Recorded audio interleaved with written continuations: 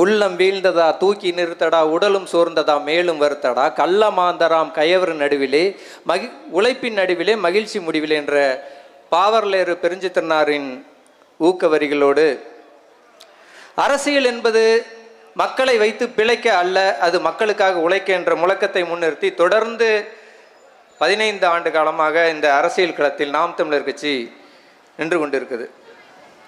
ஏன் நாம் தமிழர் கட்சிக்கு வாக்களிக்கணும்? என்ன ஜெயிச்சரவா போகுது அப்படிங்கிற ஒரு கேள்வி இருக்கு.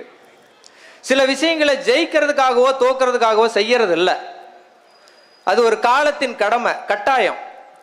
காலங்காலமா ஆண்டாண்டு காலமா ஒரே விஷயங்களை மாறி மாறி செஞ்சு கொண்டுட்டு இருக்க போது ஒரு மாற்றத்தை விரும்பி வருகிற புதிய கருத்துக்களை, கொள்கைகளை, கோட்பாட்டுகளை எடுத்து வைக்கிறவங்களுக்கு துணை நிற்க வேண்டிய பொறுப்பு நம்ம எல்லாத்துக்கும் இருக்கு.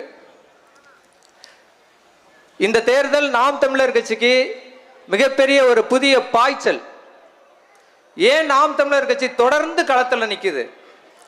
பல பேர் நாம் தமிழர் கட்சிக்காரங்கிட்ட கேட்கறது என்ன தெரியுமில்ல, நீங்க வேற கட்சியில சேர்ந்திருந்தா ஏதாவது வருமானம் வரும். வருமானம் வர்றதுக்கு இது ஒன்றும் தொழில் அல்ல, இது சேவை. சேவை மனப்பான்மையோட வரணும். வருமானம் வரணும்னா அதுக்கு வேற தொழில் இருக்கு.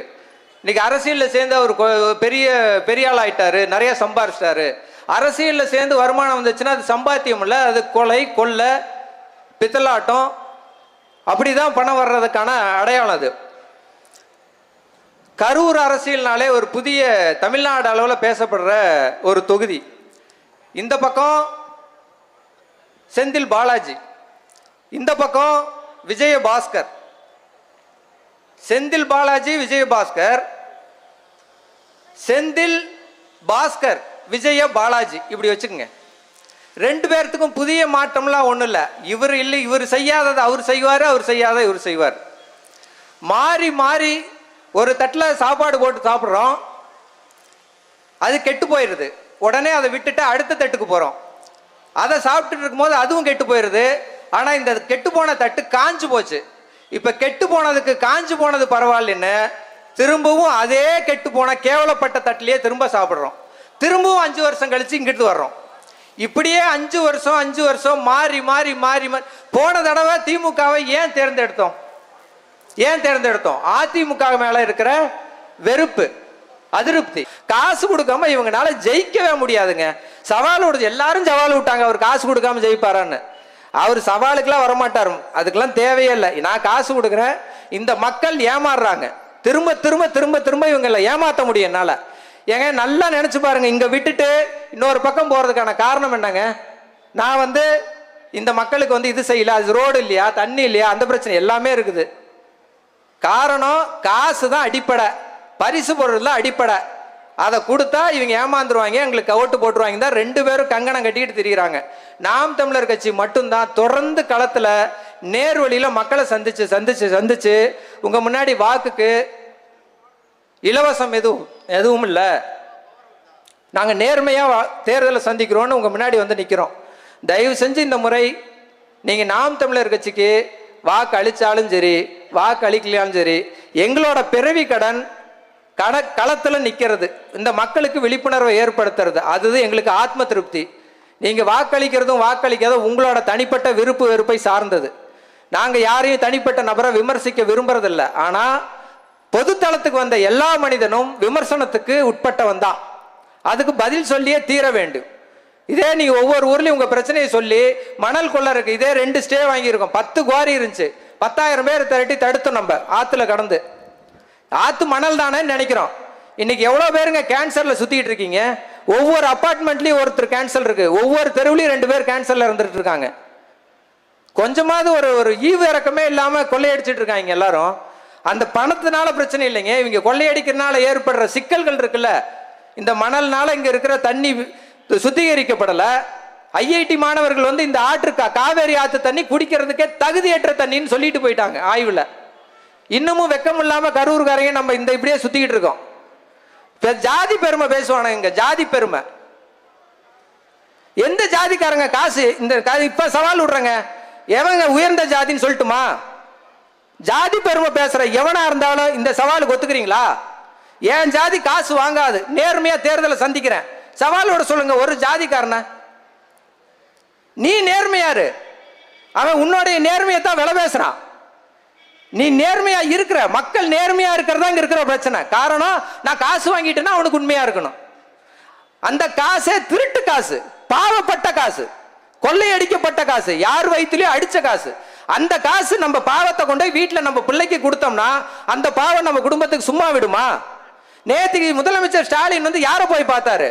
இதே கேசி பழனிசாமி போய் பார்த்தாரு. அவர் திமுகவோட உயர்மட்ட பொருளாளராக இருந்தவர், கரூருக்கு உழைப்பால உயர்ந்த செட்டியார்னு பேர் எடுத்தவர்.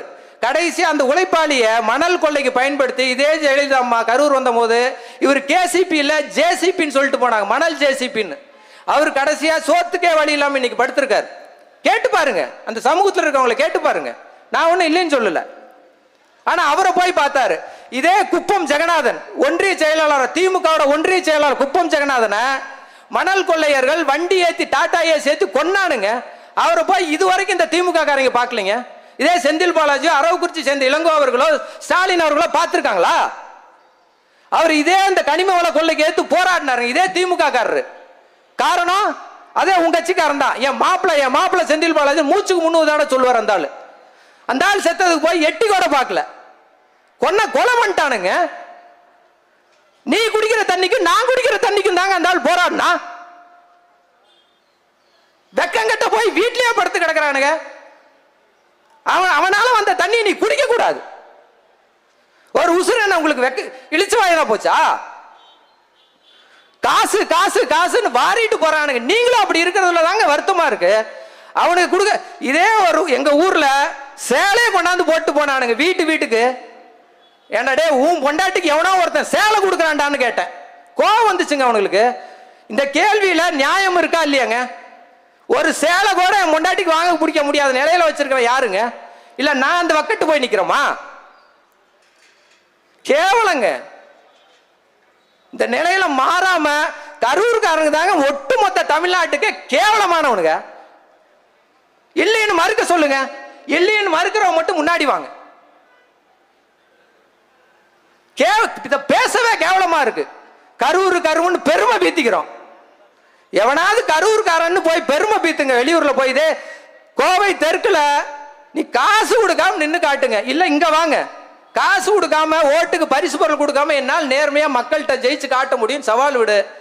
எல்லாரும் நாம் தமிழர் கட்சி மொத்தத்தையும் கழிச்சுட்டு உங்க கட்சியில் சேர்ந்துட்டு போறோம். என்ன இருக்கு எங்களுக்கு? யாருங்க பொறுப்பு இருக்கு? திமுக இங்க பாருங்க, காவல்துறை இருக்காங்களே கேளுங்க.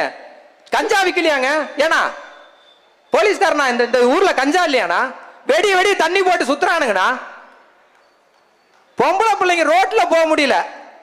காரணம் திமுகன்னு சொல்லுவீங்க. ஆனா அதே அதிமுக எதிர்த்துச்சா? இன்னைக்கு அவங்களுக்கு ஒரு சின்ன ஒரு கூட்டம்னா கூட வேட்புமனு தாக்கலுக்கு 10,000 பேர் தள்ளுறா. ஆனா ஒரு பொண்ணு சேர்த்ததுக்கு 1000 பேர் கூட 500 பேர் கூட வந்து நிக்கலீங்க. எதிர்கட்சி தானங்க வந்து எதுக்கணுமா இல்லையாங்க? இதே நாம் தமிழர் கட்சி ஜெயிக்குதோ இல்லையோ, எதிர்கட்சியா இருக்கட்டும், ஒரு நாய் வாலாட்ட முடியாது.